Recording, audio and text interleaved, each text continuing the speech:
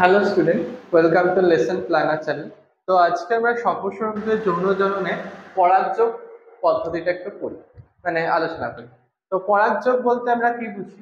পরাগযোগ বলতে বুঝি যখন কোনো ফুলে পুংদণ্ডের যে পরাগধানী থাকে বা ধানীর মধ্যে পরাগ কি থাকে, পরাগথলি থাকে, যেটাকে বলা হয় রেণুস্থলী। তো সেই রেণুস্থলীর মধ্যে কি থাকে? অসংখ্য রেণু। তো রেণু হচ্ছে ফুলের কি পুংগ্যামেট। সেই রেণু যখন কোথায় পড়ে? যখন ফুলের গর্ভমুণ্ডে পড়ে, তাহলে সেটাকে বলা হচ্ছে পরাগযোগ। এবং গর্ভমুণ্ডে পড়ে সেই রেণুটা বিকশিত হয়ে কি করে ডিম্বকে গিয়ে ডিম্বাণুকে নিষিক্ত করছে, এটাই হচ্ছে পরাগযোগ। তো কি কি পদ্ধতিতে পরাগযোগের ক্ষেত্রে একটা কথা বলে রাখি। পরাগযোগের ক্ষেত্রে হয় যে একই প্রজাতির দুটি উদ্ভিদের একই প্রজাতির ফুলের মধ্যে পরাগযোগ হয়, একই প্রজাতির উদ্ভিদের ফুলের মধ্যে পরাগযোগ হয়। অর্থাৎ ধরো আম এবং কাঁঠাল, এই দুটো ফুলের মধ্যে পরাগযোগ কখনোই হতে পারে না। আমের সাথে আমের ফুলেরই পরাগযোগ হবে, সেটা আমের একই গাছের একটা ফুলের থেকে অন্য ফুলে হোক, বা একই প্রজাতির অন্য একটা গাছের সাথে, মানে আমের একই প্রজাতি, অর্থাৎ হিমসাগরের প্রজাতি একটা গাছের সাথে আরেকটা গাছের হবে। হিমসাগরের সাথে কখনোই আম্রপালি বা ল্যাংড়া আমের এরকম পরাগযোগ হয় না সাধারণত। এখন পরাগযোগের কি কি পদ্ধতি আছে? একটা স্বপরাগযোগ,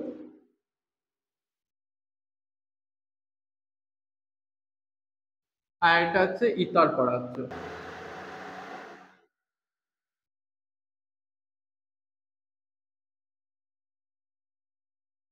স্বপরাগযোগ বলতে কি বোঝায়? স্বপরাগযোগ হচ্ছে যখন একটা গাছের একটা ফুলের মধ্যেই পরাগযোগটা হচ্ছে। অর্থাৎ সাপোজ এটা একটা গাছ, এখানে একটা ফুল আছে,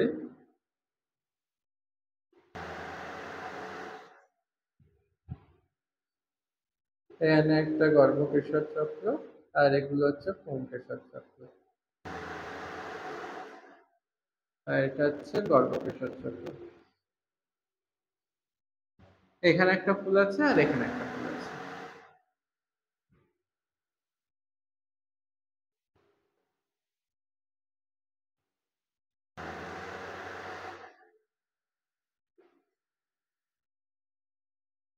এখন ধরো যে এই ফুলের পরাগরেণু যদি এই ফুলের গর্ভমুণ্ডেই পতিত হয়, সেটা এক ধরনের স্বপরাগযোগ।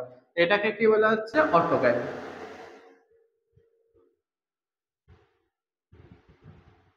অর্থাৎ একই ফুলের পুংকেশর এবং গর্ভকেশরের মধ্যে যদি পরাগযোগ হয়, সেটা হচ্ছে অটোগ্যামি। এখন এই ফুলে একটা গাছের একটা ফুলের পরাগরেণু যখন সেই গাছের এই অন্য ফুলের গর্ভমুণ্ডে পতিত হয়, সেটাকে বলা হচ্ছে গেইটেনোগ্যামি। গেইটেনোগ্যামি এটাও কিন্তু একটা পরাগযোগ, এটাও কিন্তু এক প্রকারের স্বপরাগযোগ।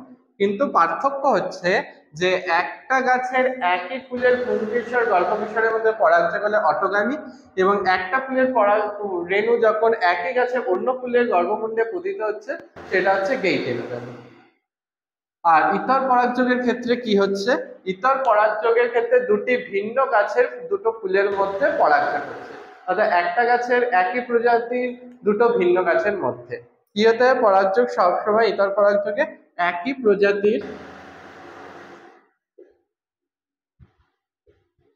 দুটি ভিন্ন ফুলের মধ্যে, একই প্রজাতির দুটি ভিন্ন গাছের মধ্যে পরাগযোগ।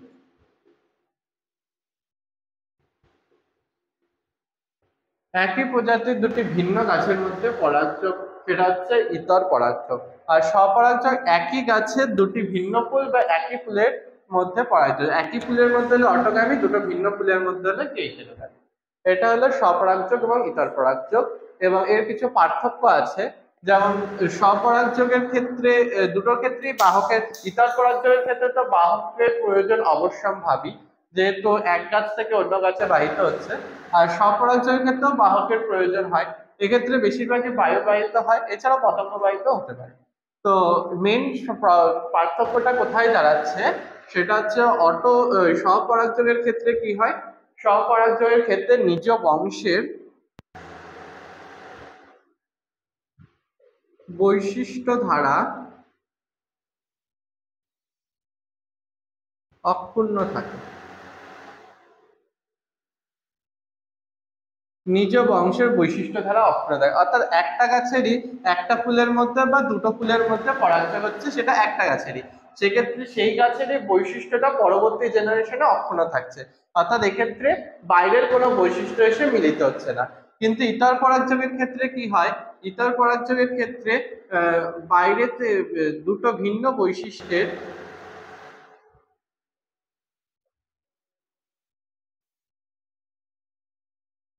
মিশ্রণ ঘটে,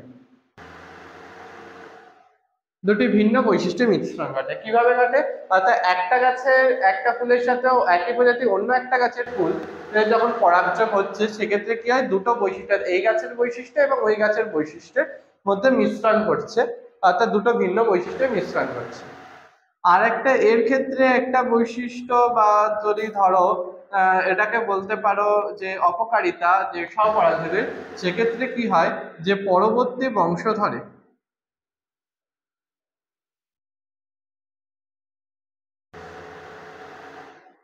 দুর্বল প্রকৃতির হয়।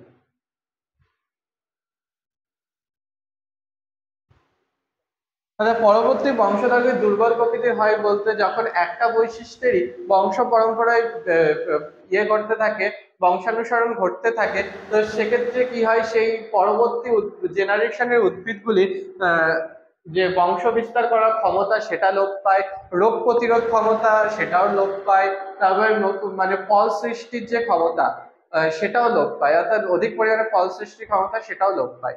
এক্ষেত্রে স্বপরাগযোগের অপকারিতা বলতে পারো। এবং ইতর পরাগযোগের ক্ষেত্রে অপকারিতাটা এটা বেশ উপকারিতাই হয়, যে দুটো ভিন্ন বৈশিষ্ট্যের মিশ্রণ ঘটে, সেক্ষেত্রে পরবর্তী প্রজন্ম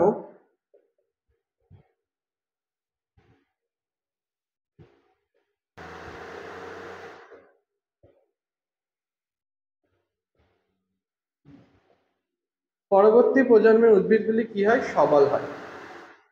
পরবর্তী প্রজন্মের উদ্ভিদগুলি সবল হয়, অর্থাৎ কি হয়, এদের রোগ প্রতিরোধ ক্ষমতা থাকে, অর্থাৎ নতুন পরিবেশের সাথে মানিয়ে নেওয়ার ক্ষমতা থাকে, যেহেতু ভিন্ন বৈশিষ্ট্যের মিশ্রণে একটা নতুন বৈশিষ্ট্য, কিছু নতুন বৈশিষ্ট্য অ্যাড হয়, তাহলে কি হয়, যে সবল প্রকৃতির হয়, তার নতুন এবং প্রকরণ ঘটে, প্রকরণ হতে পারে এবং নতুন প্রজাতির উদ্ভিদ সৃষ্টি হতে পারে, সেটা অনেক প্রজন্ম পরে।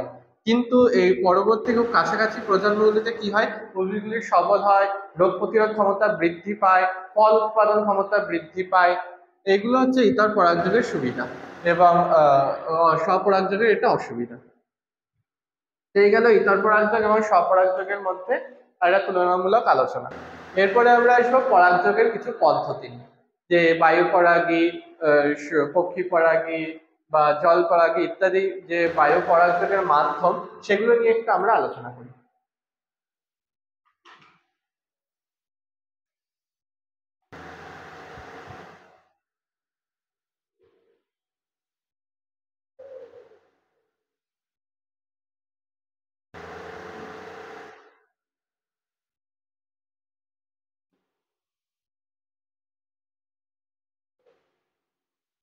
পরাগযোগের মাধ্যম এক হচ্ছে বায়ু পরাগী ফুল।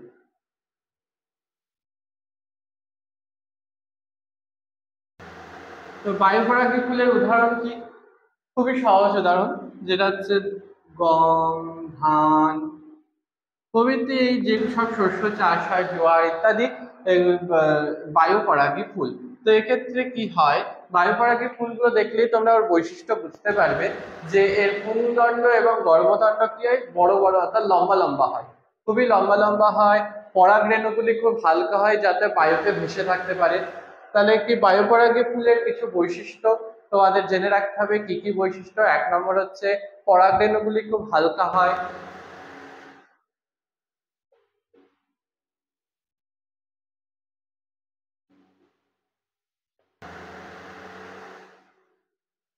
কেন হালকা হয়, যাতে তারা বায়ুতে ভেসে থাকতে পারে। গর্ভ পুংদণ্ড এবং গর্ভদণ্ড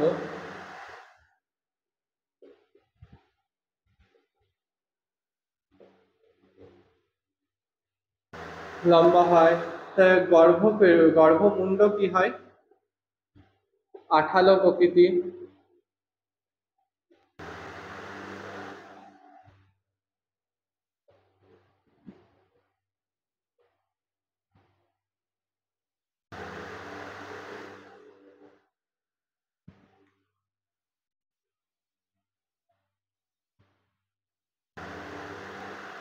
তাই কি কি বৈশিষ্ট্য হয়? পরাগরেণু খুবই হালকা হয়, পুংদণ্ড গর্ভদণ্ড লম্বা হয়।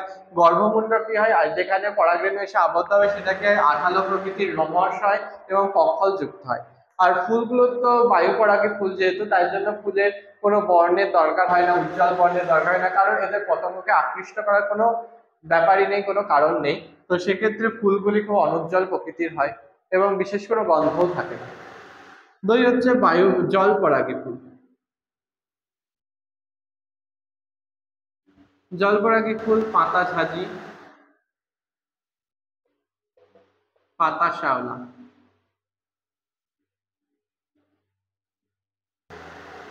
তোমরা উদাহরণগুলো খুব ভালো করে মনে রাখবে। পাতা ঝাঁঝি, পাতা শ্যাওলা, বায়ু পরাগীর ক্ষেত্রে ধান গম। তো এক্ষেত্রে ফুলের কি বৈশিষ্ট্য হবে? ফুল, রেণু ইত্যাদি। এক্ষেত্রে কি হয়? পাতা ঝাঁঝি, পাতা শ্যাওলার ক্ষেত্রে ফুলগুলো অর্থাৎ গর্ভমুণ্ড মানে গর্ভাশয় অর্থাৎ ফুলগুলো কি জলের ওপরে থাকে। যাদের জলের ওপরে নিষেক হয়, মানে জলপরাগী ফুলের ক্ষেত্রে জলের ওপরে নিষেক হয় এবং জলের তলায়ও নিষেক হতে পারে। তো যাদের জলের ওপরে নিষেক হয় তাদের কি হয়? তাদের ফুলগুলো জলের ওপরে ভেসে থাকে এবং গর্ভমুণ্ড কুণ্ডলী পাকিয়ে ওপরে জলের ওপরে উঠে ফুলটাকে জলের ওপরে ভাসিয়ে রাখে। এবং পরাগরেণুগুলি কি হয়? খুবই হালকা হয়, কারণ জলের ওপর যাতে ভেসে থাকতে পারে। পরাগরেণুগুলি হালকা হয়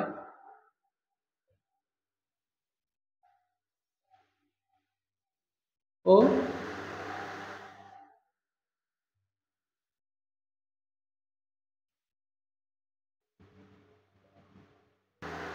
এটা খুবই ইম্পর্টেন্ট পয়েন্ট, যেটা মনে রাখবে, মোমের আস্তরণ যুক্ত হয়। কেন মোমের আস্তরণ যুক্ত হতে হবে? কারণ যাতে পরাগরেণুগুলি জলে ভিজে না যায়, অর্থাৎ পরাগরেণু হালকা এবং মোমের আস্তরণ যুক্ত হয়।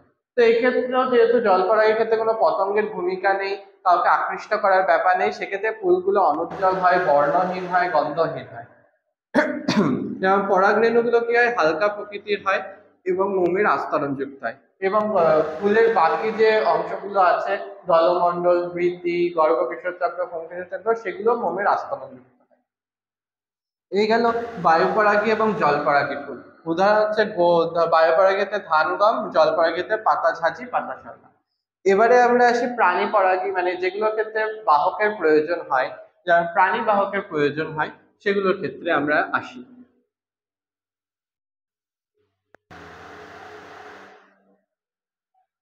ফার্স্ট হচ্ছে পতঙ্গ পরাগী ফুল।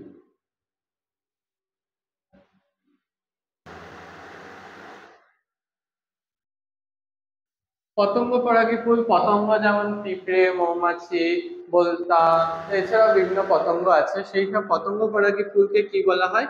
পতঙ্গ পরাগী ফুলকে বলা হয় এন্টামোফিলি।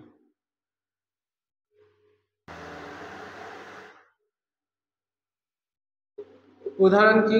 আম, পেয়ারা,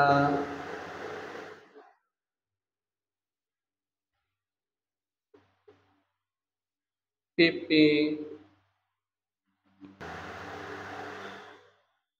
ইত্যাদি। আম, পেয়ারা, পেঁপে ইত্যাদি, এগুলো হচ্ছে কি? পতঙ্গ পরাগী ফুল। তো এখানে আম এবং পেয়ারা কি হয়? এক্ষেত্রে স্বপরাগযোগ ঘটে। এবং পেঁপের ক্ষেত্রে কি হয়? ইতর পরাগযোগ ঘটে। তো একটা ইতর পরাগী ফুল হচ্ছে পেঁপে। এক্ষেত্রে কি দেখবে? পেঁপে গাছের দেখবে মানে পুরুষ গাছ আলাদা হয় এবং স্ত্রী গাছ আলাদা হয়। পেঁপে গাছের ক্ষেত্রে আহ ইতর পরাগযোগ ঘটে, এটা তোমরা একটু মাথায় রাখবে। এদের ক্ষেত্রে কি হয়? এদের ক্ষেত্রে যেহেতু পতঙ্গকে আকৃষ্ট করার ব্যাপার থাকে, ফুলগুলো একটু আকারে বড় হয়, আর কি হয়? উজ্জ্বল বর্ণযুক্ত হয়। ফুল আকারে বড়, উজ্জ্বল, বর্ণযুক্ত। আর কি হয়? আহ উম, আর কি হয়? মিষ্টি স্বাদযুক্ত।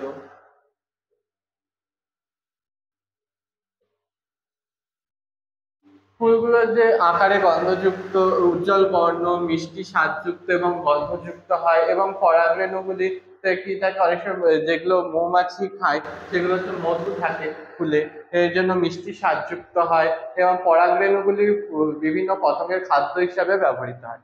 এক্ষেত্রে পতঙ্গ পরাগী ফুল বা এন্টামা ফুল। আর কি আছে? পক্ষী পরাগী ফুল,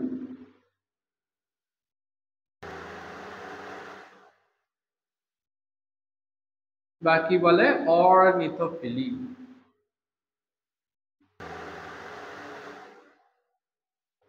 যেমন কি পলাশ, শিমুল প্রভৃতি। পলাশ, শিমুল প্রভৃতি। তো এক্ষেত্রে কি হয়, এদের ফুলগুলোর আকার কি হয়, খুবই বড়, খুবই বড় আকৃতি হয় পক্ষী পরাগী ফুলগুলো। যেহেতু পক্ষীরা সেখানে পরাগযোগে অংশগ্রহণ করে, কিভাবে করে, তো এদের পরাগরেণুগুলি অর্থাৎ ফুলগুলোর কি থাকে, মকরন্দ যুক্ত থাকে, যা উদ্ভিদের পক্ষীদের আকৃষ্ট করে এবং খাদ্য হিসেবে ব্যবহৃত হয়, মকরন্দ থাকে। আর এই ফুলের রেণুগুলি বা পুংকেশরগুলি পক্ষীদের খাদ্য হিসেবে ব্যবহৃত হয়। তো এই গেল তোমাদের বায়ু পরাগী, জল পরাগী, পতঙ্গ পরাগী এবং পক্ষী পরাগী ফুল এবং তাদের বৈশিষ্ট্য এবং উদাহরণ। তো আমি একটা শর্ট ভিডিওর মধ্যে বলে দেবো আরো কিছু কিছু পতঙ্গ, আরো কিছু কিছু বিভিন্ন বিশিষ্ট পরাগী ফুল আছে, যেমন মানুষ পরাগী, তারপরে হচ্ছে পিঁপড়ে পরাগী, শামুক পরাগী। এগুলো তোমাদের শর্ট ভিডিওর মাধ্যমে একটু আমি বলে দেবো, জানার জন্য তোমরা সেখান থেকে দেখে নেবে তাদের নাম এবং উদাহরণ। তো এই গেল পরাগযোগ। আর নিষেকটা আমি আগের ক্লাসেই বলেছি, বুঝিয়েছি। এরপরে আছে বৃদ্ধি বিকাশ।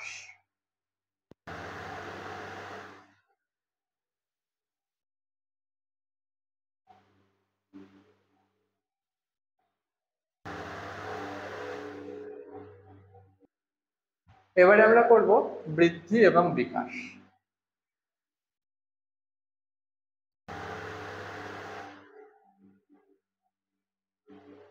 তাহলে বৃদ্ধি এবং বিকাশ, বৃদ্ধি বলতে কি বুঝি? বৃদ্ধি হচ্ছে এটা প্রোটোপ্লাজম দ্বারা নিয়ন্ত্রিত, অর্থাৎ দেহের শুষ্ক ওজন বেড়ে যাওয়াকে বৃদ্ধি বলে।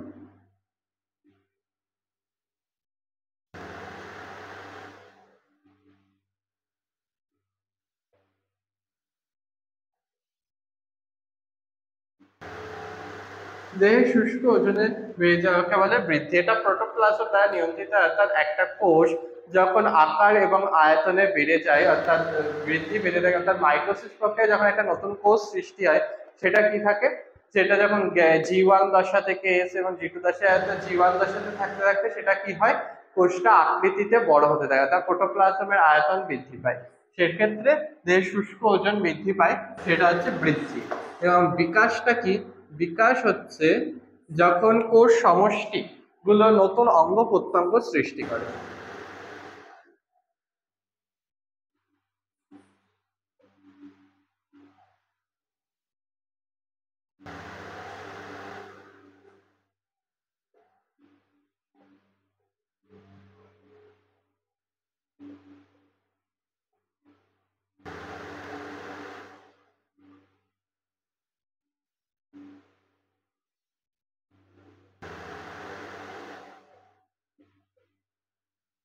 তো এই কোষ বিভাজিত হয়ে কোষ সমষ্টি দ্বারা অঙ্গ প্রত্যঙ্গের সৃষ্টি, সেটাকে বলা হচ্ছে বিকাশ। তাই এই গেল বৃদ্ধি এবং বিকাশের মধ্যে মূল পার্থক্য বোঝা গেল। বৃদ্ধি হচ্ছে দেহের শুষ্ক ওজনের বৃদ্ধি, এটা প্রোটোপ্লাজম দ্বারা নিয়ন্ত্রিত এবং বৃদ্ধি হয় স্থায়ী, অর্থাৎ কোষের আয়তন বৃদ্ধিকে বলা হচ্ছে বৃদ্ধি, অর্থাৎ দেহের শুষ্ক ওজন বৃদ্ধি পাচ্ছে।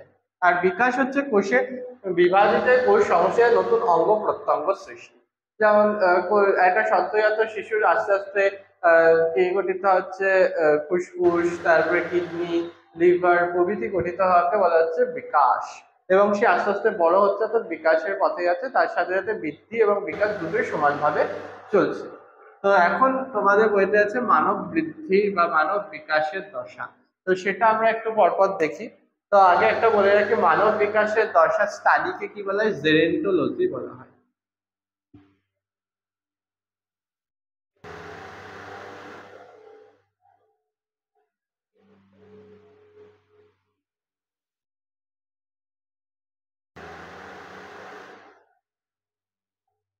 জেরন্টোলজি মানব বিকাশ বিষয়ক বিদ্যাকে বলা হয় বা পড়াশোনা বা স্টাডিকে বলা হয় জেরন্টোলজি। মানব বিকাশের প্রথমে সদ্যজাত বয়স কথা হয় 0 থেকে 3 বছর। এক্ষেত্রে কি হয় সদ্যজাত এক্ষেত্রে কি হয় সদ্যজাত 0 থেকে 3 বছর সবে জন্মায় এবং তাদের প্রচন্ড ঘুমের দরকার হয়, যেহেতু তাদের অঙ্গ প্রত্যঙ্গ বিভিন্ন ইন্টারনাল সিস্টেমের অঙ্গ প্রত্যঙ্গের বৃদ্ধি দরকার, ব্রেনের বিকাশের দরকার। তার জন্য তাদের ঘুম পর্যাপ্ত পরিমাণে এবং বেশি পরিমাণে হওয়া খুবই প্রয়োজন, কারণ শিশু যখন ঘুমিয়ে থাকে এবং তাদের বৃদ্ধি এবং বিকাশ খুব ভালো হয়। তারা মাতৃদুগ্ধ আহ, পান করে এবং সেটা তাদের ইমিউনিটি প্রদান করে মাতৃদুগ্ধটা। তার জন্য সদ্যজাতদের মাতৃদুগ্ধ পান করানো খুবই দরকার। সদ্যজাত থেকে কি হচ্ছে শৈশবকাল, এটা প্রায় 3 থেকে 11 বছর। শৈশবকালে কি হয় শৈশবকালে শিশুরা হাঁটতে শেখে, কথা বলতে শেখে, নতুন দাঁত গজায়, তারা খেলাধুলা করে 3 থেকে 11 বছর। এরপরে কি আসছে বয়স সন্ধিকাল,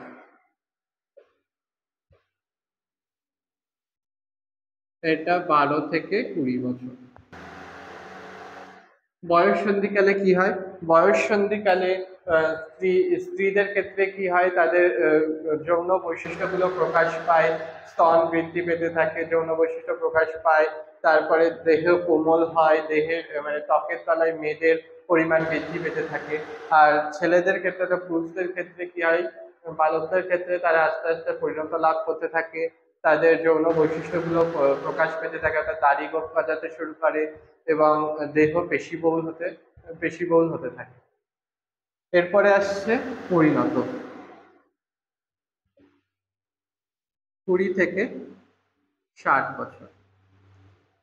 পরিণতদের কি হয় এক্ষেত্রে যৌনাঙ্গগুলি সম্পূর্ণরূপে পরিণতি লাভ করে এবং পুরুষ এবং মহিলারা কি করে তারা নিজ নিজ কর্মক্ষেত্রে যায়, নিজের স্বাবলম্বী হয়, নিজের পায়ে দাঁড়াতে শেখে, নিজের কর্মক্ষেত্রে যুক্ত হয়। এছাড়া কি হয় এখানে বংশবৃদ্ধি করার সুযোগ থাকে, অর্থাৎ বিবাহের মাধ্যমে বংশবৃদ্ধি হয়। এটা পরিণত বয়সে 20 থেকে 60 বছর। এরপরে আসে বার্ধক্য। বার্ধক্য হচ্ছে 60 বছর থেকে মৃত্যু পর্যন্ত, এটা হচ্ছে তার বার্ধক্য। অর্থাৎ এক্ষেত্রে কি হয় এক্ষেত্রে তাদের পরিণত বয়সে বিকাশটা সম্পূর্ণ বৃদ্ধি এবং বিকাশ সম্পূর্ণরূপে হয় পরিণত বয়সে। এবং বার্ধক্যে কি হয় বার্ধক্যে গিয়ে যে ধরো তারা বুড়িয়ে যায়, অর্থাৎ কুঁজো হয়ে যায়, তারপরে দাঁত পড়ে যায়, চামড়াগুলো গুটিয়ে গুটিয়ে যায়, অর্থাৎ ত্বকের কুঞ্চন দেখা যায়। এটা মৃত্যু পর্যন্ত তাদের বার্ধক্যকাল চলতে থাকে। এই গেল মানব বিকাশের বিভিন্ন ধারাটি সদ্যজাত, শৈশব, বয়ঃসন্ধিকাল, পরিণত এবং বার্ধক্য। এবং মানব বিষয়ক বিদ্যাকে কি বলা হয় জেরন্টোলজি বলা হয়। এই গেল তোমাদের জীবনের প্রবহমানতা অর্থাৎ ইউনিট 2। আজকে তোমাদের শেষ হলো। কোনো কিছু যদি কোথাও বুঝতে অসুবিধা হয় তোমরা কমেন্টে লিখো, আমি নতুন ভাবে বোঝানোর চেষ্টা করব। তো তোমরা পড়তে থাকো, টাটা।